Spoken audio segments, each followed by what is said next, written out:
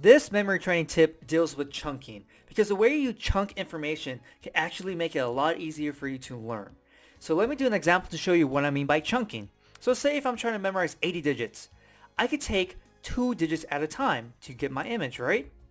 But I have a PAO, so I can take 6 digits at once to have an image. So instead of having 2 digits appear at once, I can have 6 digits appear. So my chunking went from 2 to 6. And so for me, boom, I'm seeing more digits at one time, so I could go a little bit faster. But here's the thing, at the very end, I have 2 digits.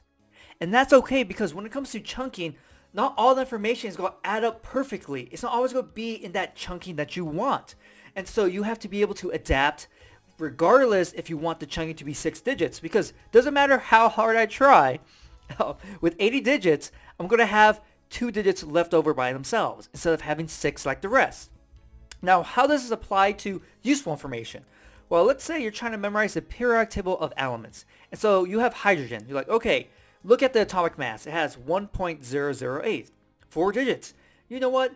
I'm going to memorize 4 digits for every single element, regardless if the atomic mass has more or less. So you start going, oh no, helium has 5. You said you're going to stick to 4, right? But now you have to decide, okay, am I going to take off just the 6 completely and have 4.002? Or am I going to round up to 4.003? So that's something you have to figure out, right? You can't really escape that issue. But then you have something like lithium. It has 3 digits. So you have to decide, okay, am I just going to memorize 3 digits? Or am I going to add a 0 in front of the 6 and have 06.94? Or add a 0 to the very end, 6.940. So you have the idea of chunking with 4 digits. But then the information itself, it changes. You have 3 digits, 5 digits, so it keeps changing, right? You have 4 digits again, so it changes up. And especially when you come down here past polonium, you have 3 digits. And you really wouldn't want to add a 0 in front of the 2 because you have 0209. But guess what? Acetine 0210. So all of these are going to have the same image for 02. So that's going to be repeating a lot. It might confuse you. But but the idea here is that chunking allows you to have an idea of how you want to memorize information ahead of time. And when you do come across information that doesn't fall into the chunking that you would want, you just have to adapt. Because there's no way to force these to have 4 digits.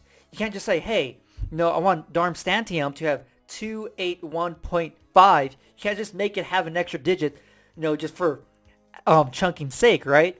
And so chunking is very crucial when it comes to learning information.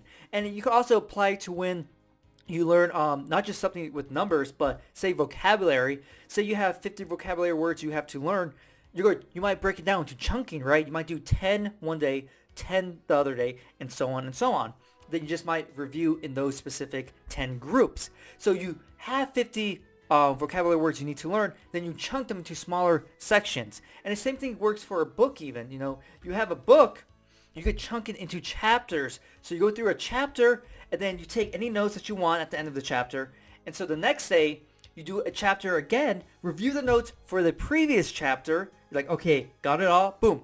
Then you take notes for that chapter that you're currently on that specific day. So you chunk the information still. Instead of just trying to I'll have a whole book to read, wait, I'll chunk it down to a chapter or half a chapter or 10 pages, 20 pages, do that a day, and then eventually over time you're going to read that book in no problem. So there's something that's scary, like a whole book, that's going to take so long. When you started chunking it, it becomes a little bit easier to digest, right?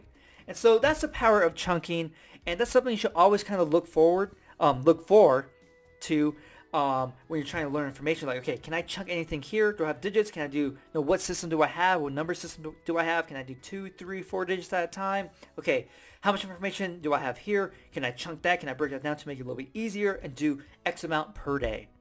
So hopefully you got a better idea of how to chunk information with real information, and if you're doing competition, with competition information, doing 2 at a time or 6 at a time, whatever your system is. Like even for cards, if you have a PAO for cards, you could maybe take 3 cards at a time, make your image instead of just going 1 at a time. So chunking is something you can always use, but you just want to make sure if it's optimal for you to use at the specific time, or if the information is just too random, it's not really consistent, chunking might not actually help you there. So hopefully you enjoy this video, and I'll see you next time.